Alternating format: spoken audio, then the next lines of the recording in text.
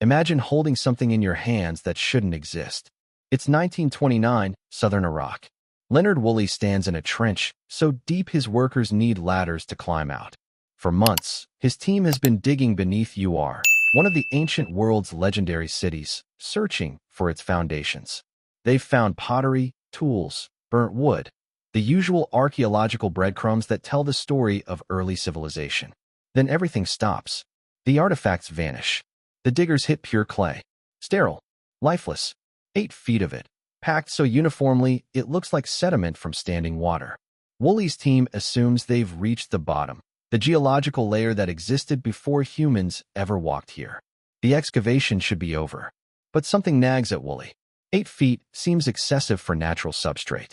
So he makes a decision that will haunt archaeology for the next century. He orders them to keep digging. 10 feet down, the artifacts return. Not just scattered debris, organized habitation, buildings, tools, evidence of a completely separate civilization, one that existed before the clay, before the water that deposited it. A city so thoroughly buried that the people who built Uruk had no idea it was there. Woolley photographs the trench wall, the layers clearly visible. Bottom, ancient city. Middle, flood sediment. Top, another ancient city. He calls reporters, frames it dramatically. We have found the flood. The press loves it. Scholars dismiss it. But over the next 3 decades, archaeologists find the same layer at Shurapak, at Kish, at Eridu. Different cities, same story. Around 2900 BCE, something catastrophic happened. Water covered everything the Mesopotamians knew. When it receded, civilization began again. But here's what makes your skin crawl. The people who rebuilt never said they were starting over. They said they were remembering.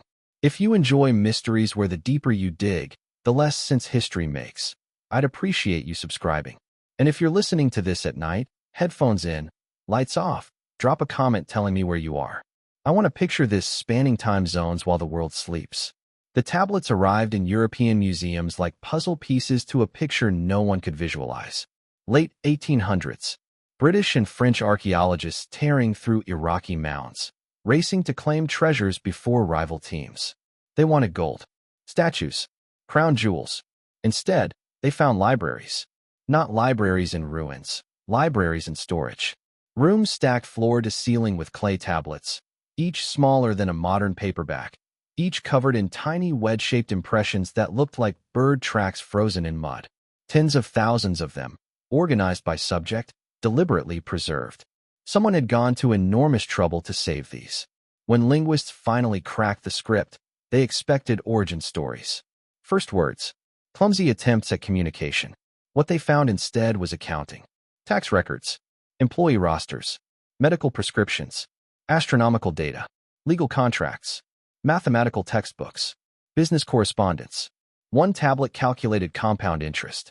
Another tracked Venus with accuracy Europe wouldn't achieve until Galileo invented the telescope. This wasn't a civilization learning to write. This was a civilization that already knew how. They called these people the Sumerians. And from the moment that name entered our textbooks, something in our understanding of human progress cracked wide open. Because Sumer doesn't evolve. It appears. Around 3500 BCE, cities materialize across southern Mesopotamia. Not villages growing into towns. Cities. With urban planning, monumental architecture, advanced irrigation systems. A mathematical framework based on the number 60 that we still use to measure time and angles today. Their writing system contains over 700 symbols in its earliest known form. Not 20 pictographs that gradually expand, but 700 complex signs, many representing abstract concepts.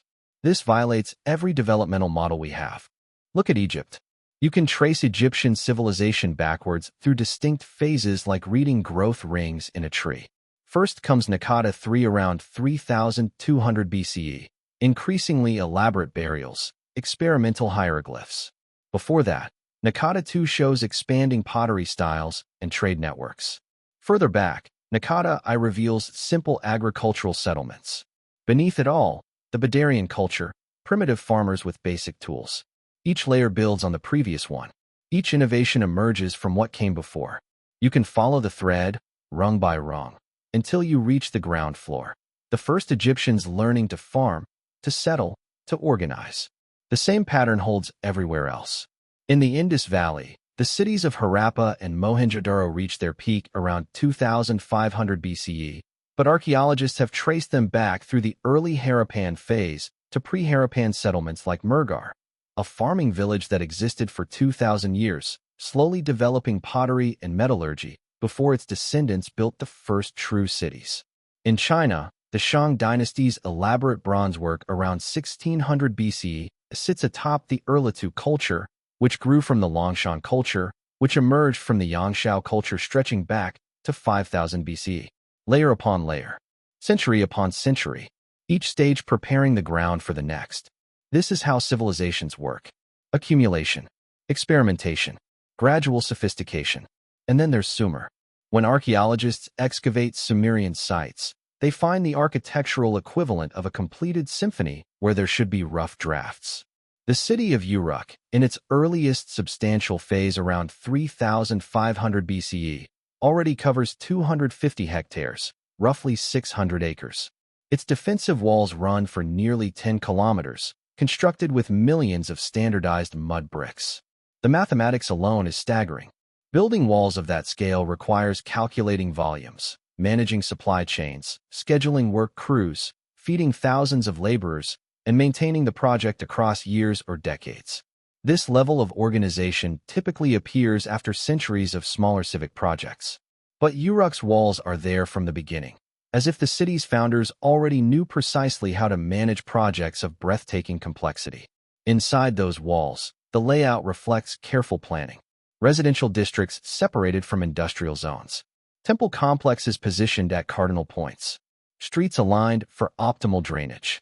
The Temple of Anu, built on a massive raised platform, shows sophisticated knowledge of load-bearing architecture, engineering that normally takes generations of building failures to acquire. Yet there are no collapsed proto-temples beneath it. No trial-and-error foundations. Just competence from Layer 1. At Eridu, traditionally considered the oldest Sumerian settlement, archaeologists expected to find simple shrines that gradually expanded into proper temples. Instead, even the earliest religious structure, Temple I, dated to roughly 5000 BCE, shows architectural knowledge that shouldn't exist yet. A central room with an altar, niches for offerings, careful orientation. Where did they learn? The Ubaid settlements surrounding early Eridu were simple farming villages. None show monumental construction. None show organizational capacity for major civic projects. Then Eridu appears, and suddenly there's institutional architecture that wouldn't look out of place in a mature civilization. Every domain tells the same story. Their irrigation systems function perfectly from the start. No catastrophic failures buried in the archaeological record. Their writing emerges standardized across multiple cities, suggesting dissemination of an established system rather than independent invention. Their legal codes show sophisticated concepts, property rights, contract enforcement, compensation that distinguishes between intentional and accidental harm. In every civilization we've studied, sophistication arrives late, the hard-won fruit of centuries of incremental progress. In Sumer, sophistication arrives early, already ripe. Archaeologists call this the Sumerian problem. It's not just that Sumer developed quickly, it's that it doesn't appear to develop at all. Between 3500 and 3000 BCE, other regions show villages becoming towns. Sumer shows cities appearing with libraries already stocked. Some scholars argue we simply haven't found the earlier stages yet, that erosion, flooding, or the shifting Euphrates has hidden gradual development beneath layers of silt. Others suggest Sumer's development happened elsewhere, in regions now underwater, and what we excavate are already mature colonies. But there's a third possibility, one the Sumerians themselves kept trying to tell us, that they didn't develop this sophistication. They inherited it. Pull on cotton gloves. Lift one of these tablets from its padded museum tray. The clay is cool, slightly rough where weather has kissed it across millennia. Along its surface, hundreds of tiny wedge marks catch the light, each one pressed deliberately by a reed stylus held in a hand that hasn't existed for 5,000 years. Look closer at the edges. You can see them. Fingerprints. Thumbprints pressed into the clay before it dried. The whorls and ridges of a Sumerian scribe, preserved like a fossil. That person lived before the pyramids, before the Minoans, before Chinese dynasties or Mesoamerican temples. They were recording something they believed was important enough to survive them. And running through almost everything they wrote is one recurring phrase, carved into temple foundations, pressed into dedication cylinders, copied by scribes across generations. This is the restoration of what was before. Not creation, restoration. As if everything they built, every city, every temple, every star chart, was an act of remembering.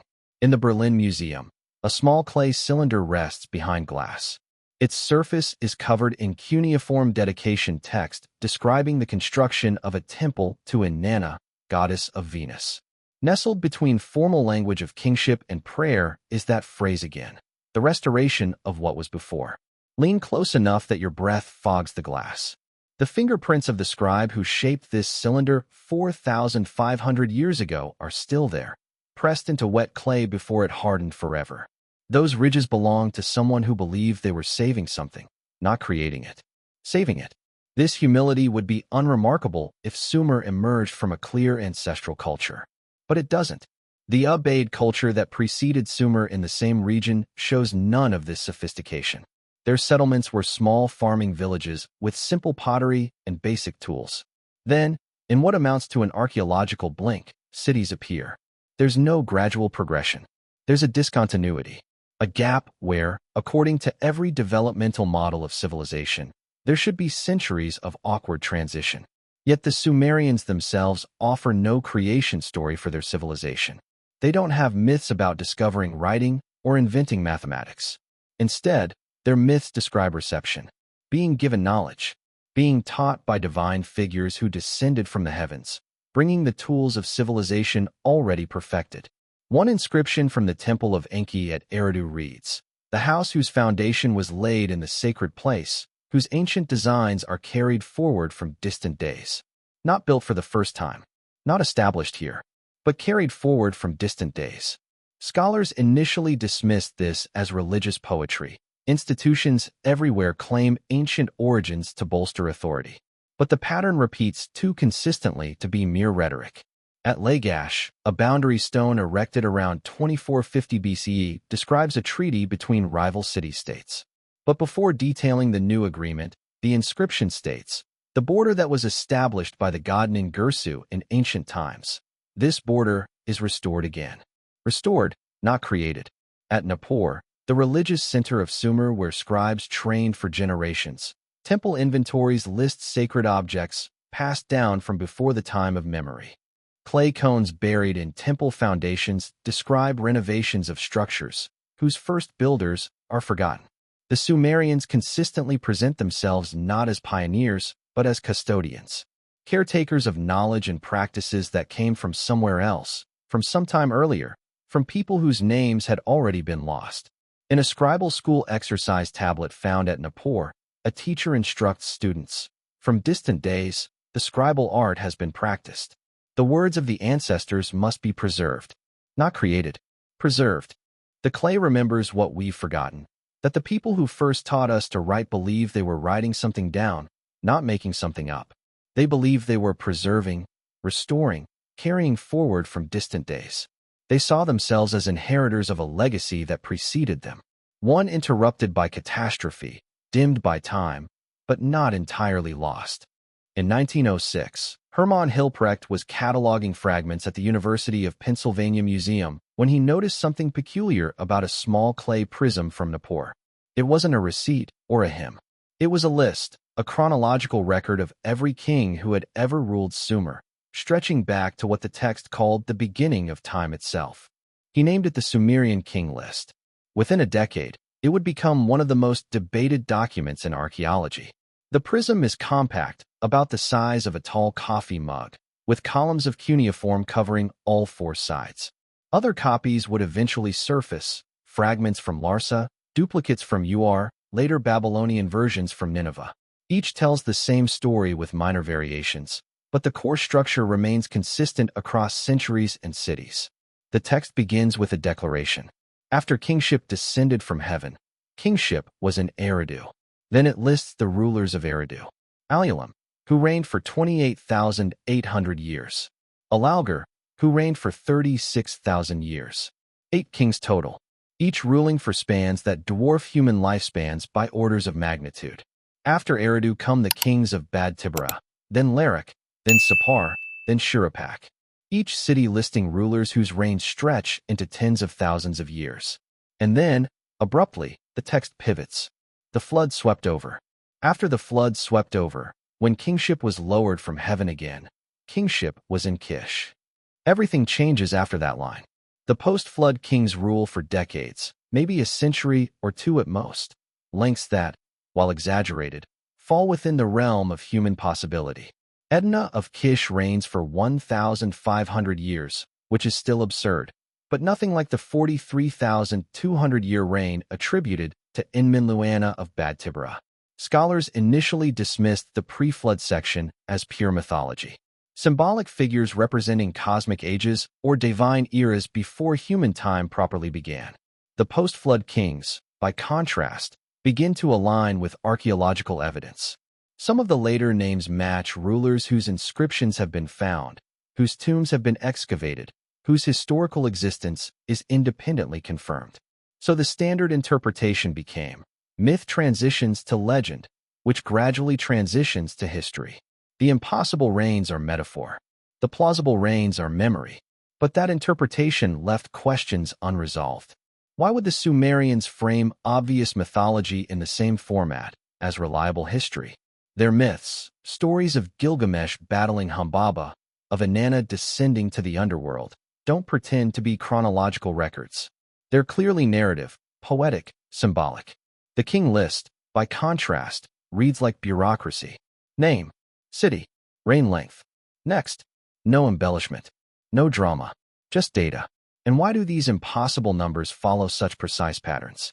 In the 1960s, scholars began noticing something peculiar. The pre-flood reign lengths aren't random. They're multiples of 3,600, a number the Sumerians called a sar, one of their primary units for measuring vast time spans. Alulim's 28,800 years equals 8 sar. Alaulgar's 36,000 years equals 10 sar. Enminluana's 43,200 years equals 12 sar. This precision suggests encoding. When numbers consistently hit mathematical benchmarks, you're not reading biography. You're reading calculation. The reigns might represent not individual lifespans, but cycles, epochs, astronomical periods measured in sar units. Suddenly, the king list transforms from impossible history into possible chronology. The Sumerians were sophisticated astronomers. They tracked Venus, Jupiter, and Saturn with remarkable accuracy. They understood that celestial bodies move in predictable cycles, Venus completing its synodic cycle every 584 days, Saturn taking roughly 30 years to orbit the Sun. Over long observation periods, these cycles create mathematical relationships, conjunctions, oppositions, patterns that repeat. A sar of 3,600 years approximates certain long-term celestial periods when converted into Sumerian sexagesimal mathematics. Some scholars have proposed that the king list's impossible reigns encode astronomical observations spanning millennia, continuous star watching that would require either institutional memory passed down through countless generations or inherited knowledge from earlier skywatchers. Consider what 43,200 years represents. 12 full sar cycles. If this encodes something astronomical, perhaps the precession of the equinoxes, which takes roughly 25,920 years to complete, or a multiple of planetary conjunctions, then the king list isn't claiming Enminluana lived for 43,200 years. It's claiming his era corresponded to 12 complete cosmic cycles. The text becomes a calendar, not a biography. This reframing has profound implications. If the pre-flood section records epochs rather than lifespans, then the king list preserves a chronological system that predates Sumerian civilization itself. It suggests that someone, somewhere, was tracking cosmic time long enough to recognize these cycles, and that the Sumerians inherited this chronology rather than invented it. But here's where the king list becomes truly strange. The flood. The document treats the flood as a discrete historical event, a moment when continuity broke. Everything before it follows one numerical system, the language of epics and cosmic cycles. Everything after follows another, the language of human kingship. After the flood swept over, when kingship was lowered from heaven again. That phrase, lowered from heaven again, echoes the opening line. Kingship descended from heaven the first time to Eridu before the flood. After the catastrophe, it descends again to Kish. The repetition suggests cyclical restoration. The world is organized. Catastrophe disrupts it. The world is reorganized. What makes this unsettling is how it aligns with geological evidence. We know from excavations at Uruk and Kish that a massive flood did strike Mesopotamia, depositing meters-thick layers of silt.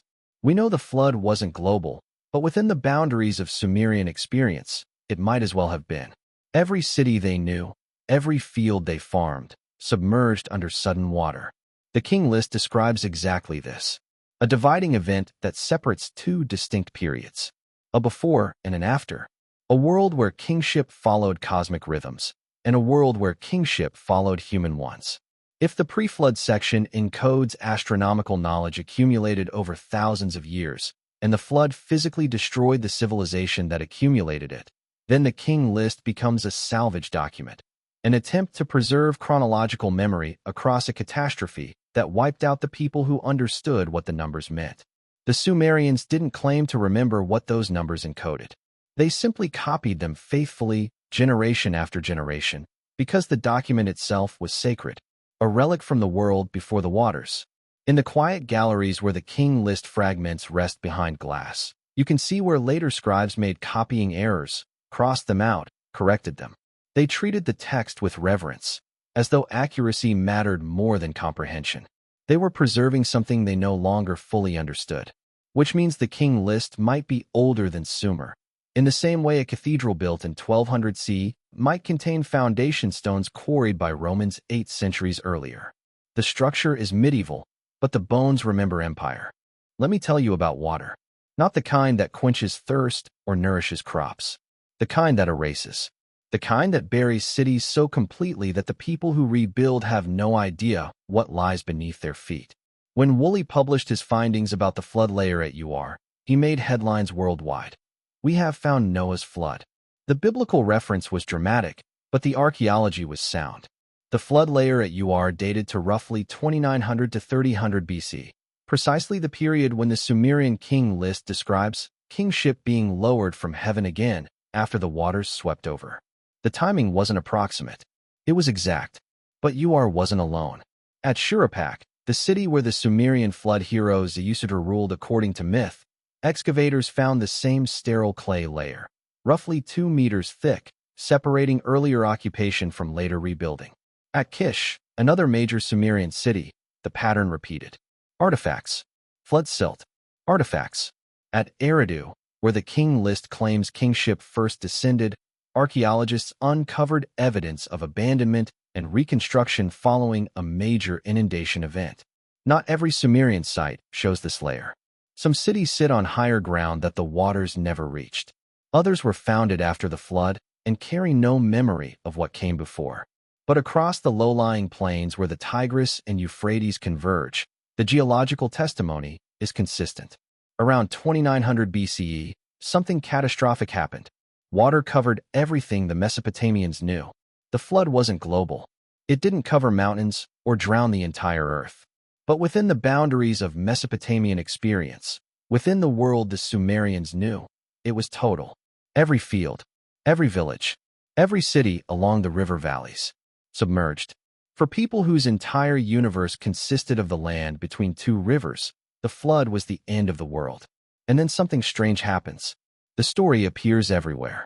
The Hebrew book of Genesis describes Noah building an ark to survive waters that cover the earth for 150 days. God warns him in advance. He brings animals, family, seeds. After the waters recede, humanity begins again with Noah's descendants. Except Genesis wasn't the original telling. Older than the Hebrew scriptures by over 1,000 years, the Akkadian epic of Atrahasis describes the exact same event with striking parallels.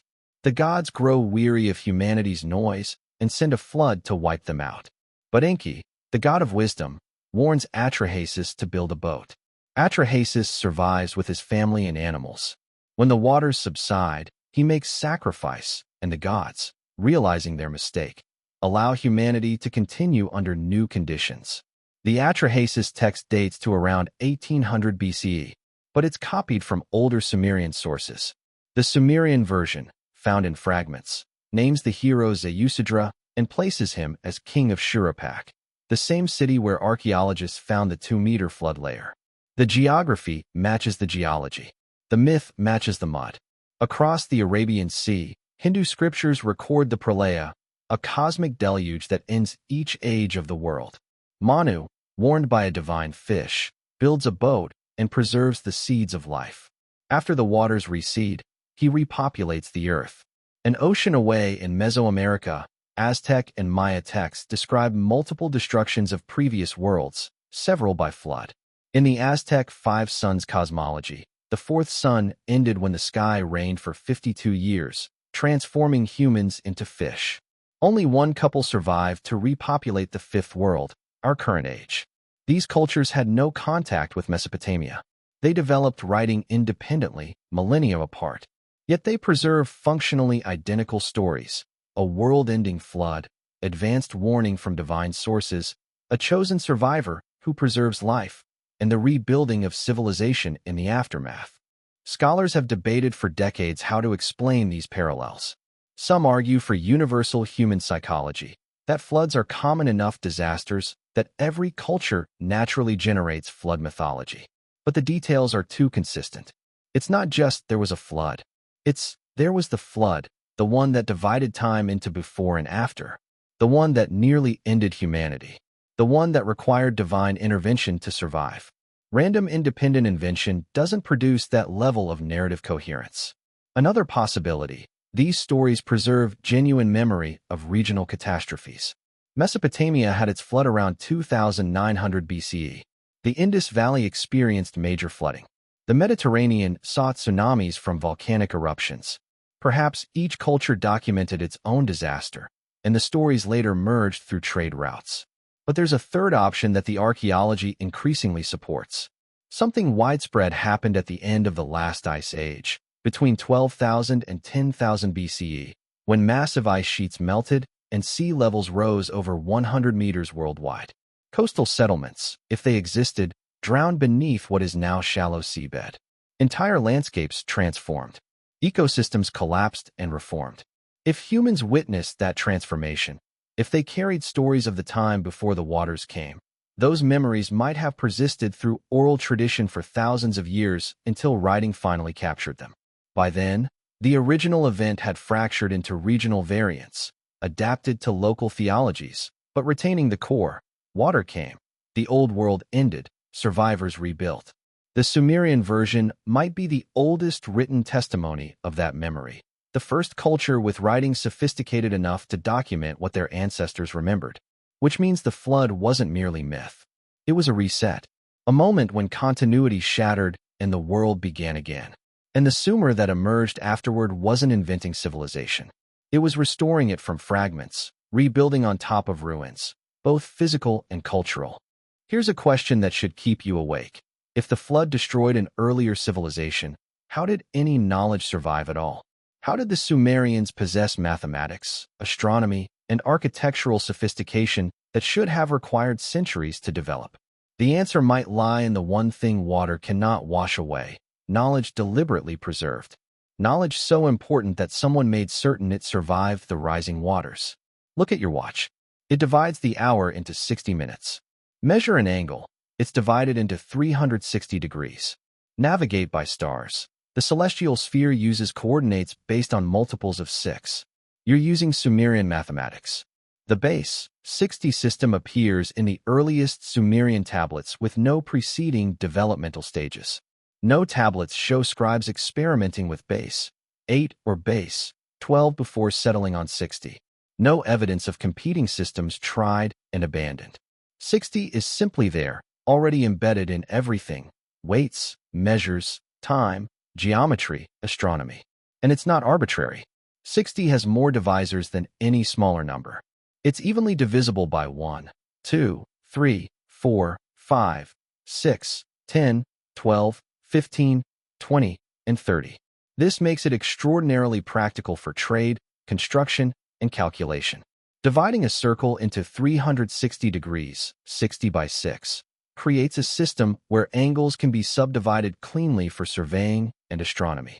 Someone chose 60 deliberately, understanding its mathematical elegance. But who and when? The Sumerians themselves don't claim to have invented it.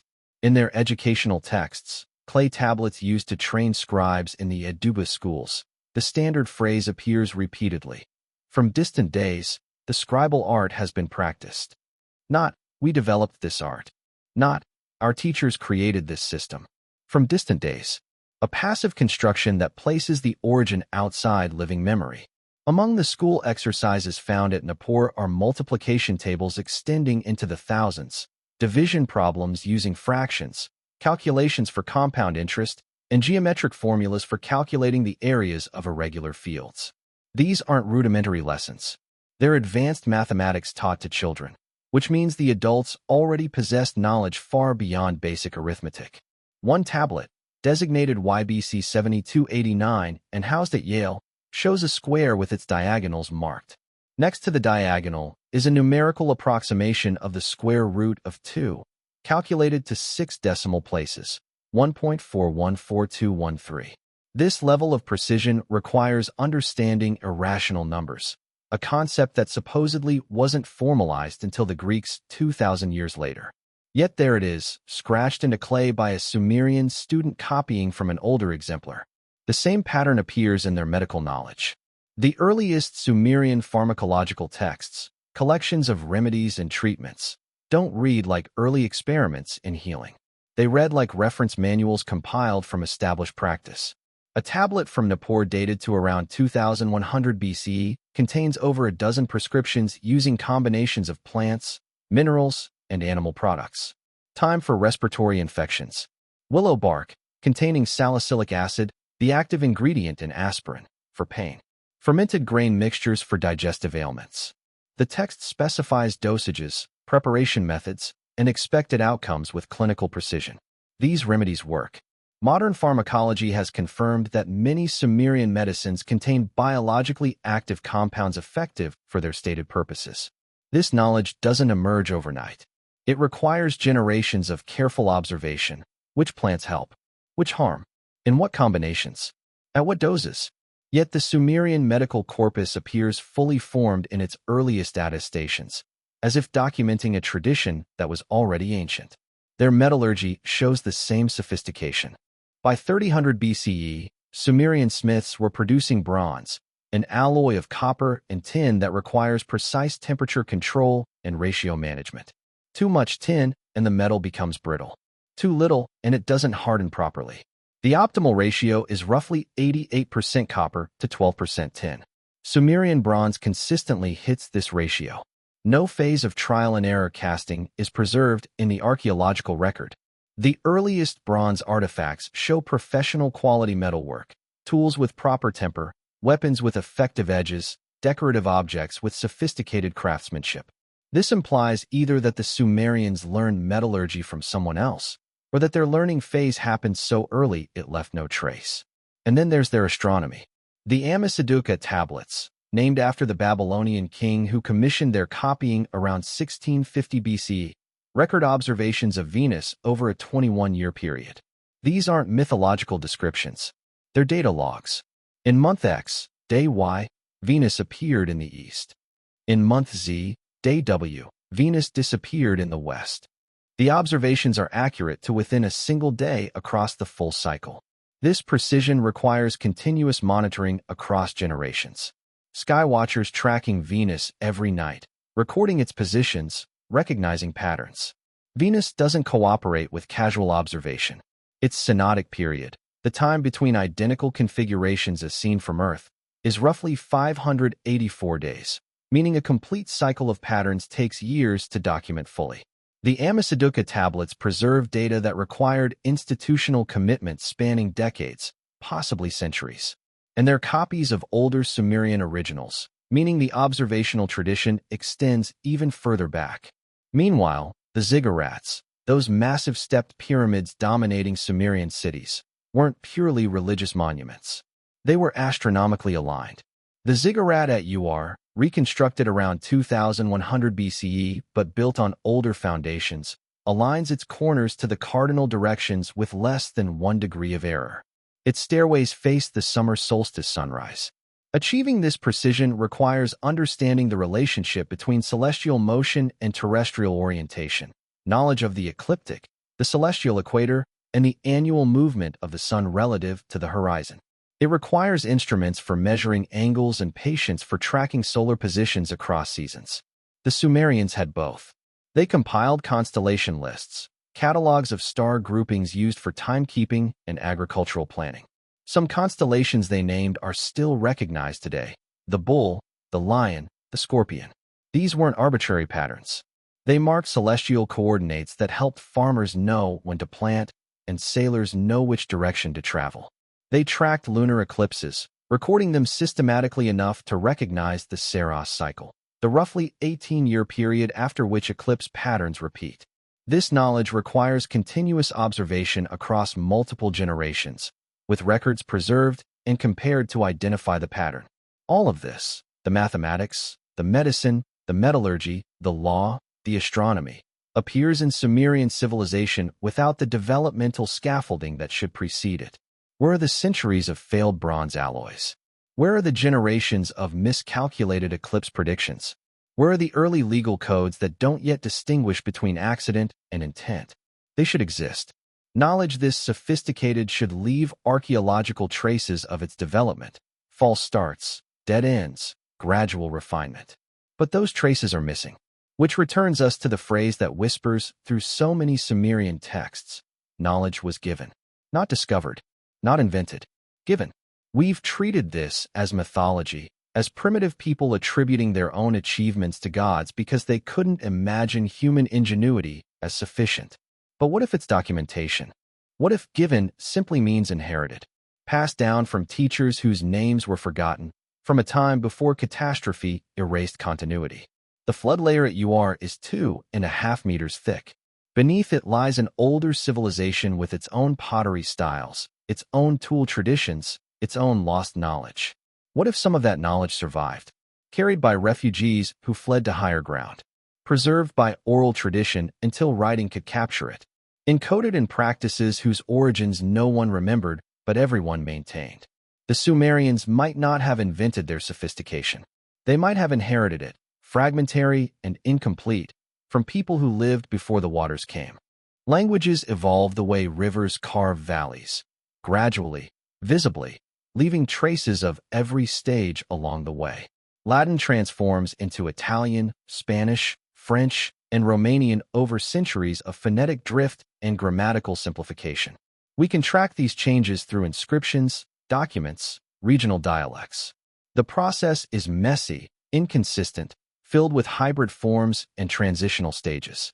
English descends from Old English, which evolved from Proto-Germanic, which emerged from Proto-Indo-European, a language we've reconstructed by comparing its descendants across Europe and Asia. We can trace that lineage back roughly 6,000 years by identifying shared vocabulary, similar grammar, and phonetic patterns that persist across daughter languages. Chinese characters have been used for over 3,000 years, but we can watch their evolution, from pictographic oracle bone scratches to stylized bronze inscriptions to the standardized forms used today. Every stage is documented, every transition preserved. This is how languages work. They come from somewhere. They carry ancestry in their bones. Even when a language dies, it leaves linguistic DNA in the languages that replace it: loan words, grammatical quirks, phonetic fossils that betray origins. And then there's Sumerian. Sumerian appears in written form around 3,300 BCE with no precursor, no parent language, no family tree. Linguists call it an isolate, a language with no known living or dead relatives anywhere on Earth. It stands alone, as if it fell from the sky fully formed. This shouldn't be possible. Languages aren't spontaneous creations. They develop from earlier tongues through slow mutation. Even when populations migrate and encounter new environments, their language carries evidence of where they came from. Vocabulary borrowed from neighbors, grammar influenced by contact, sounds shaped by the languages spoken around them. But Sumerian shows none of this. Its structure bears no resemblance to the Semitic languages that surrounded it, languages like Akkadian, Assyrian, and Babylonian, which would eventually dominate Mesopotamia. Semitic languages use root systems built from 3 consonant cores. KTB in Arabic gives you words related to writing. Sumerian doesn't work like this at all. Instead, Sumerian is agglutinative. It builds complex meanings by stringing together smaller morphemes like beads on a chain, prefixes, suffixes, and infixes attached to root words, modifying meaning and grammatical function. A single Sumerian word can contain what English would express in an entire sentence. Take the word lugal, king. Add suffixes, and it becomes Lugail, by the king, ergative case. Lugalak, of the king, genitive. Lagaura, to the king, dative. This kind of system resembles languages like Turkish, Finnish, or Japanese more than anything spoken in ancient Mesopotamia. But Turkish, Finnish, and Japanese all have linguistic relatives. We can trace their histories, identify their language families, connect them to earlier forms. Sumerian connects to nothing. Linguists have spent over a century searching for relatives. They've compared Sumerian to Uralic languages, to Dravidian languages in India, to Caucasian languages in Georgia and Armenia. Every hypothesis hits dead ends. The vocabulary doesn't match. The grammar diverges. The phonetic patterns refuse to align. Some researchers propose that Sumerian might be related to ancient Elamite, spoken in what is now southwestern Iran. Both were neighbors. Both existed in the same era. But when scholars analyzed the grammar and vocabulary in detail, even that connection dissolved. Sumerian and Elamite are fundamentally different languages that simply happen to coexist geographically. The only explanation linguists have settled on is that Sumerian represents the last survivor of a language family that went extinct, a linguistic lineage whose other branches disappeared without trace, leaving Sumerian isolated in time. But that raises an uncomfortable question. If Sumerians' relatives vanished, when did they vanish? And why is there no archaeological evidence of the people who spoke those related languages? Unless those people lived before the flood. The timing aligns disturbingly well. Sumerian appears in writing around 3300 BCE. The flood layers at Ur, Shuruppak, and Kish date to roughly 2900 BCE. If Sumerian was already being spoken before the catastrophe, if it was the language of the cities buried beneath the flood silt, then its isolation makes sense. The disaster that deposited 2.5 meters of sterile clay also erased the linguistic context that would have made Sumerian comprehensible. We'd be looking at the last surviving dialect of a drowned language family. What makes this possibility more intriguing is how Sumerian grammar behaves. Linguists have noted peculiarities that suggest substrate influence, traces of an older language affecting Sumerian structure.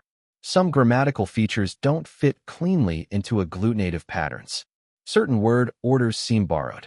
Specific phonetic quirks appear inconsistent with the rest of the language.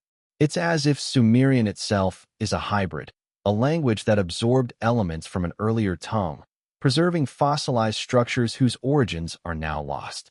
Languages do this when speakers of 2 different languages intermarry, or when a dominant culture imposes its speech on a conquered population. The resulting hybrid carries ghosts of both parents. If Sumerian shows substrate influence, what was the substrate?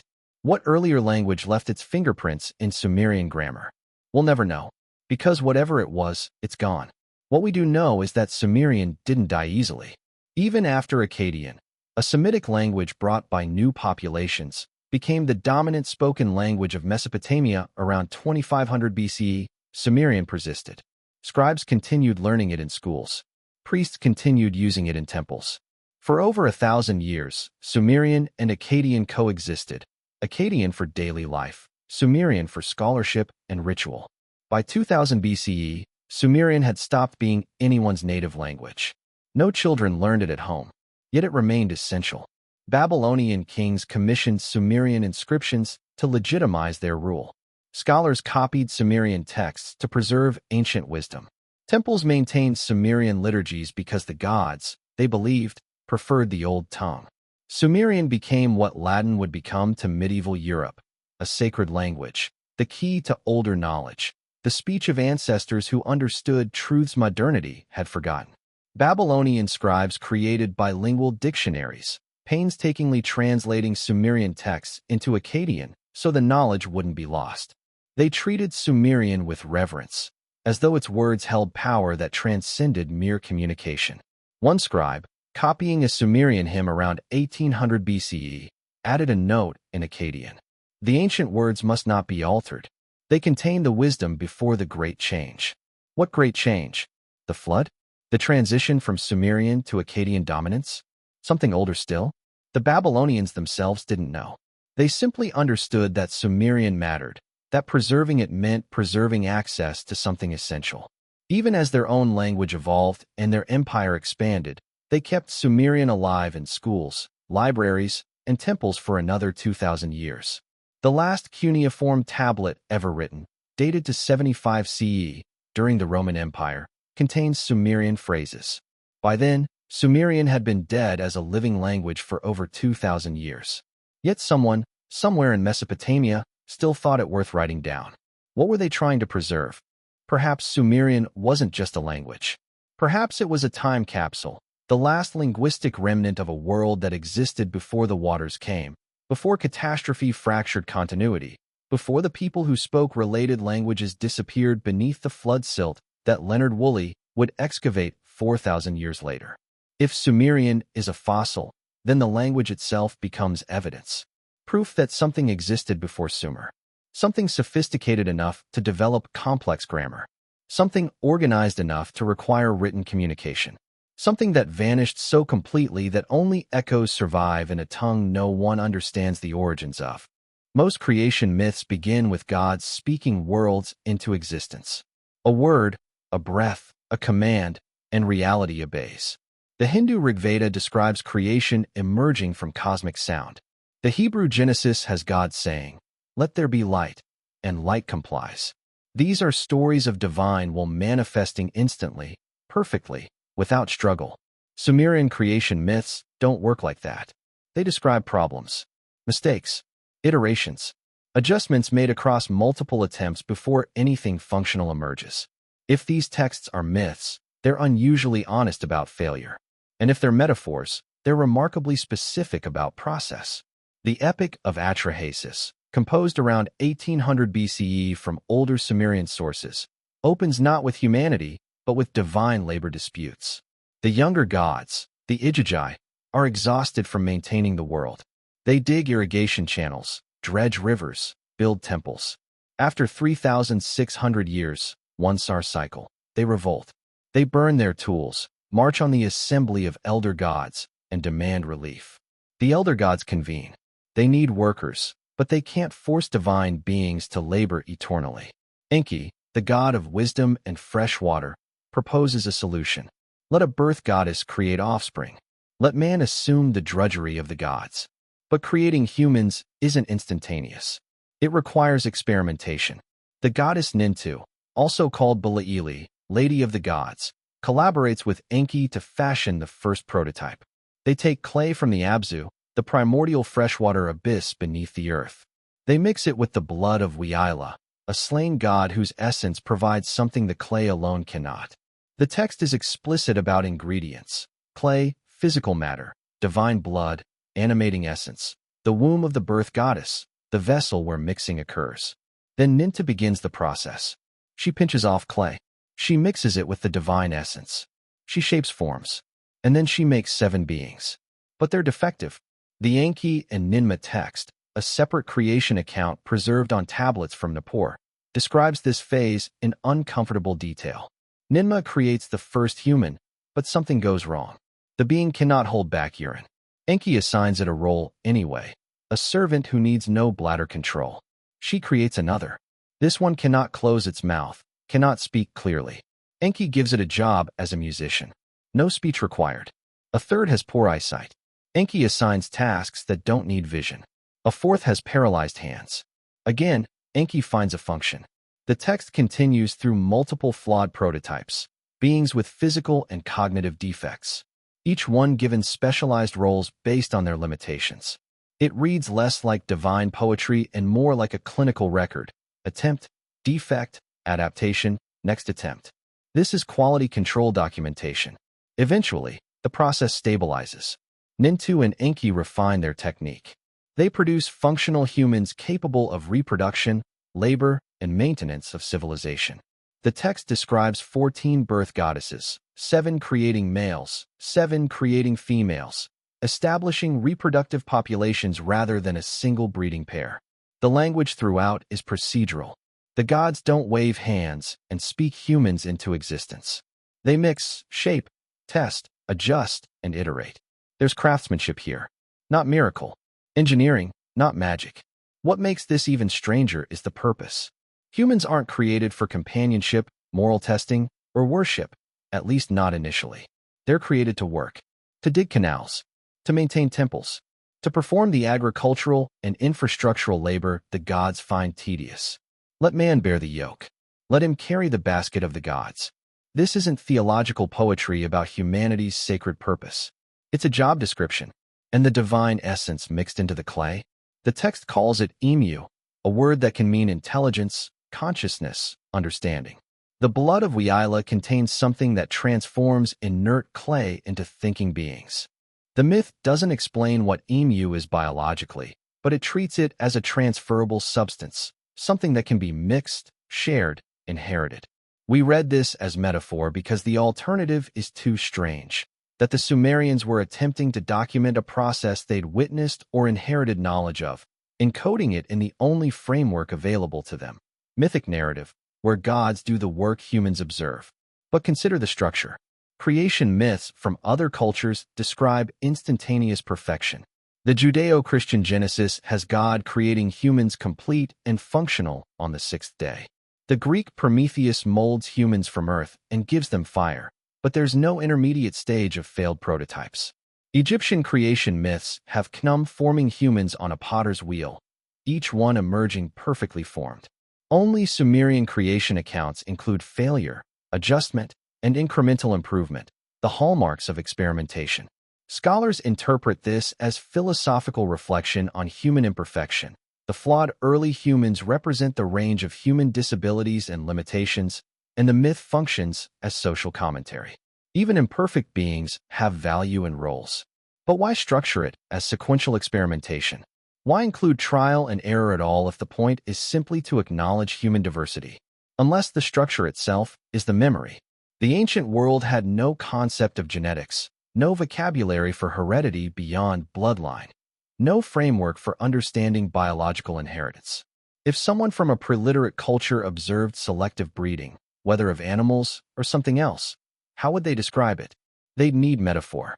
They'd need narrative containers for processes they perceived but couldn't explain scientifically. The gods mixed clay with divine essence might be the only way to say someone combined elements to create new forms. They made mistakes and corrected them might be the only way to preserve. There was a process involving failure and refinement. The texts themselves encourage this reading. They're procedural, not poetic. They describe steps, sequences, and outcomes. They sound less like spiritual allegory and more like technical documentation translated into mythological language because no other language existed yet. What if the Sumerians inherited knowledge of human origins, not complete understanding, but fragmented memory of observations made before writing existed to record them properly? What if those memories survived through oral tradition until the first scribes tried to capture them in cuneiform? They couldn't write. A deliberate process involving selection and refinement produced modern humans. They didn't have those words. They didn't have that conceptual framework. But they could write. The gods shaped us from earth and essence. Tried and failed. Then tried again until we worked. And so they did. The creation tablets don't claim humanity arose by chance or divine whim.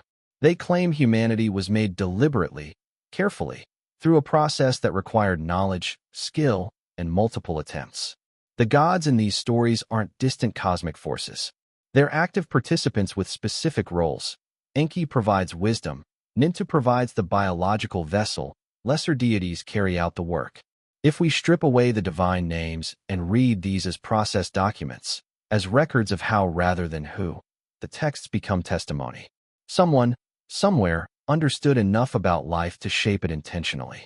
and the Sumerians preserved that understanding in the only format that could survive without scientific terminology: myth. In a cylinder seal from Ur, dated to around 2600 BCE, 7 figures sit in judgment. They're arranged in formal hierarchy, robed and bearded, holding symbols of authority. Above them, a single line of cuneiform identifies them: the Anunnaki, the great gods who decree fate. They appear across thousands of texts, carved into temple walls, pressed into clay tablets, invoked in hymns and legal formulas. They're not abstract cosmic forces.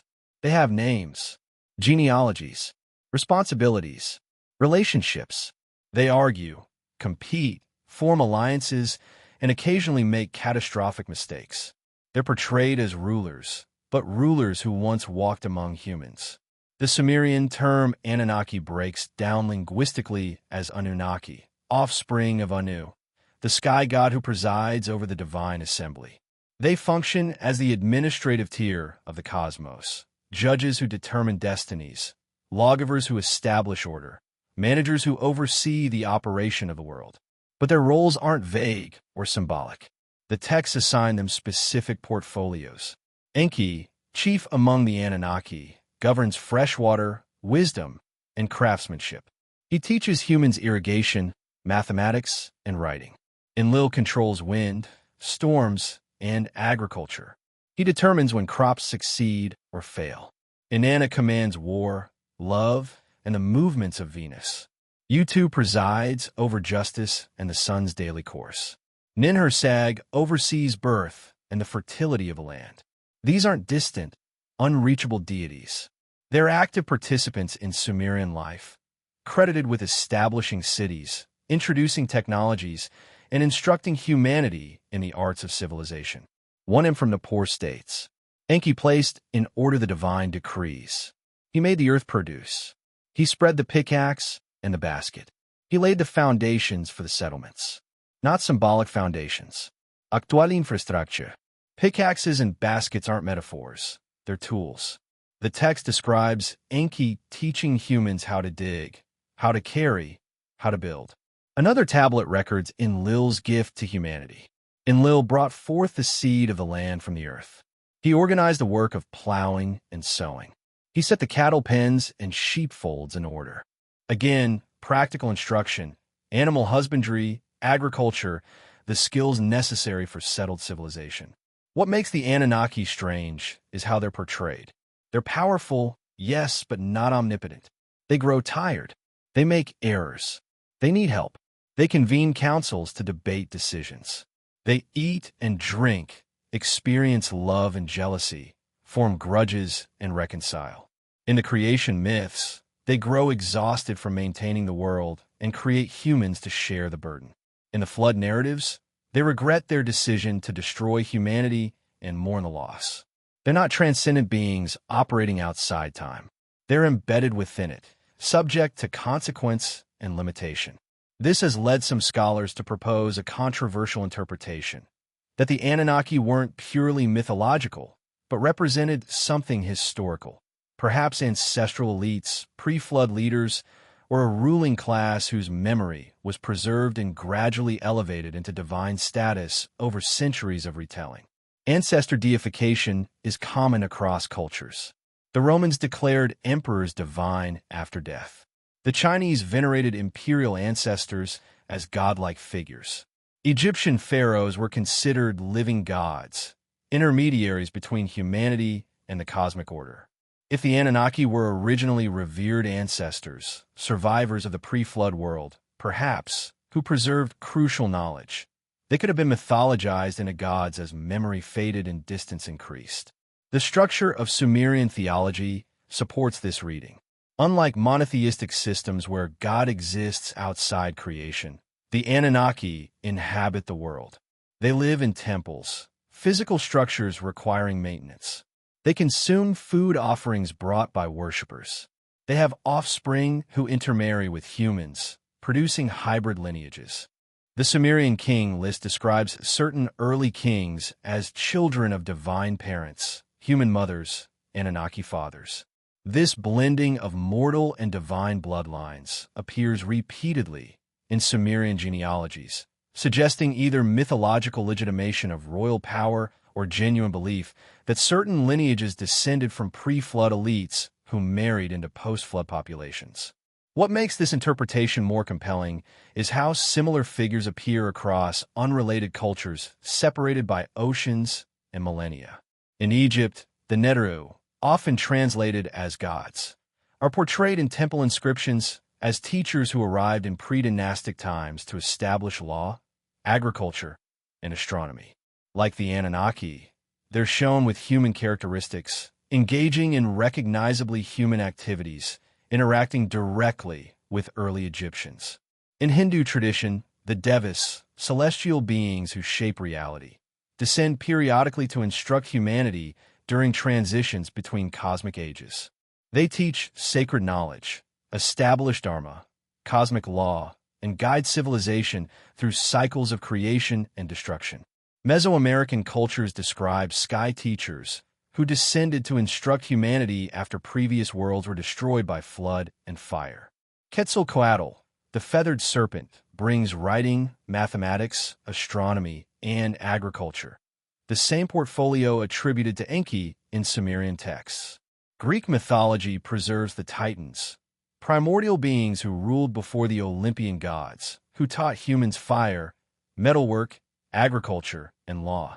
Prometheus, a Titan, defies Zeus to give humanity knowledge, suffering eternal punishment for bridging the gap between divine and mortal understanding. Early Jewish texts mention the Watchers, angels who descended to earth, intermarried with humans, and taught forbidden knowledge: metalworking, cosmetics, astrology, warfare. The Book of Enoch describes them explicitly as teachers, providing humanity with skills that accelerated civilization but also corrupted it. These parallels are striking not because the stories are identical, but because the narrative structure repeats. Advanced beings descend from elsewhere, interact with humanity, provide knowledge that enables civilization, then either depart or are removed by catastrophe or divine intervention. Independent invention should produce more variation. If every culture spontaneously generated sky teacher myths, we'd expect wildly different details. Some would be animals. Some would be elemental forces. Some wouldn't be teachers at all, but tricksters or destroyers. Instead, the pattern holds. Anthropomorphic figures with knowledge arrive from above or beyond, establish civilization's foundations, then fade into myth. Scholars traditionally explain this through diffusion theory. One original myth spread through trade routes, adapting to local cultures. But the geographical distances are too vast, the time gaps too long, and the narrative core is too consistent for simple cultural borrowing. The alternative, shared ancestral memory, fits better. If something significant happened in humanity's deep past, if knowledge was transmitted from an earlier culture to later ones, the memory of those transmitters might persist globally, adapted into local mythologies, but retaining the essential truth. Someone taught us. The Sumerians called those teachers the Anunnaki.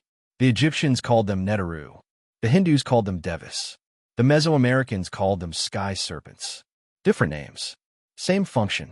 Maybe we've been reading these accounts backward. Maybe the gods weren't invented to explain the mysteries of existence.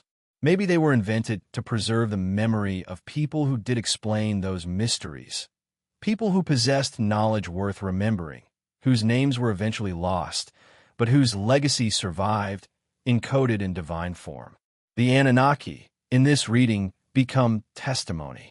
The Sumerian attempt to document who taught them, who gave them a knowledge that appeared too sophisticated to have developed locally, who they remembered as bringers of civilization rather than its creators. Let's gather the threads. A civilization that appears fully formed with no developmental stages. Cities, mathematics, astronomy, law, and medicine emerging simultaneously, as if unpacked from storage rather than invented from scratch. A king list that encodes astronomical cycles in reigns no human could survive, preserving chronology in the only format that could survive catastrophe. numbers and names that later scribes would copy faithfully even when they no longer understood what the numbers meant. A language that appears without ancestry, without relatives, without the gradual evolution that defines every other tongue we've studied. Sumerian stands alone in linguistic history, a fossil of a speech community that vanished so completely that only this one dialect survived. Creation myths that read less like poetry and more like process documentation, trial and error, failed prototypes, incremental refinement described with procedural precision, astronomical knowledge that requires centuries of continuous observation, appearing complete in the earliest tablets. Mathematical systems so elegant they're still embedded in how we measure time and space. Medical understanding that actually works, confirmed by modern pharmacology. And the Anunnaki, teachers, judges, bringers of knowledge, portrayed not as distant cosmic forces, but as beings who lived among humans, who established the foundations of civilization, who descended from heaven, and then faded into memory until only their names remained, elevated into divinity, as centuries transformed witnesses into worshippers. What if none of this is mythology? What if the Sumerians were exactly what they claimed to be? Archivists of an earlier age, custodians of knowledge that survived catastrophe, scribes documenting what their ancestors told them about the world before the flood. The flood is the pivot point, the moment when continuity shattered.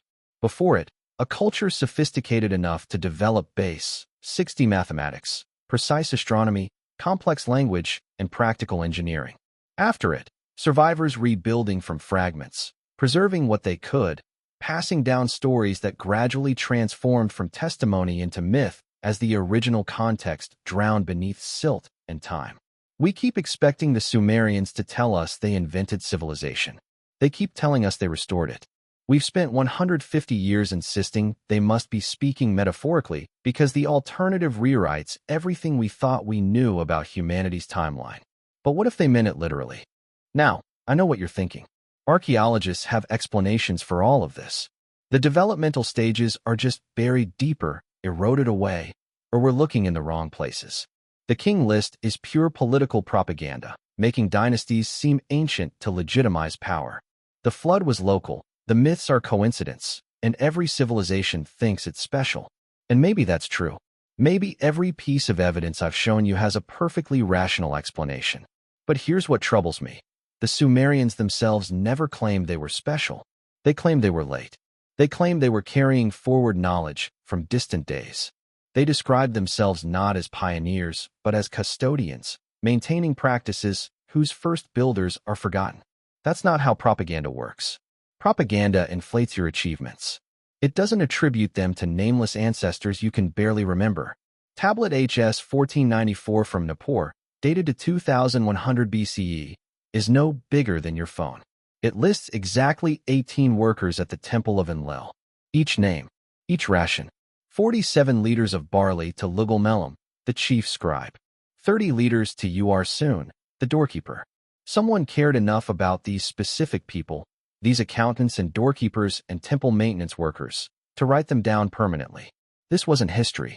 This was Tuesday.